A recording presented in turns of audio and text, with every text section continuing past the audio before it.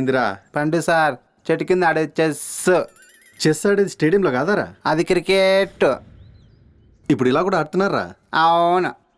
ఎంతవరకు చదివినావురా? 10. మరి మీరు? నేను బడికి వెళ్ళేటప్పుడు సార్ సెలవు పెట్టాడు, నేను లీవ్ పెట్టినా. ఇంకంతే, మా బడికి వెలుగే లేకుండా పోయింది. ఏం మీ బల్లో జనరేటర్ లేవా? వెలుగు కోసం.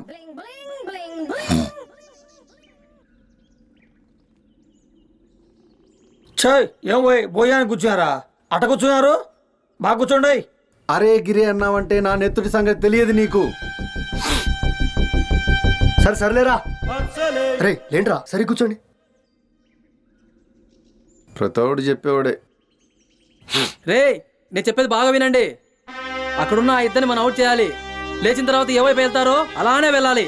అది కూడా మిమ్మల్ని తగిలిన తర్వాతే వెళ్ళాలి. అర్థమైందా? రెడీనా? వచ్చానా?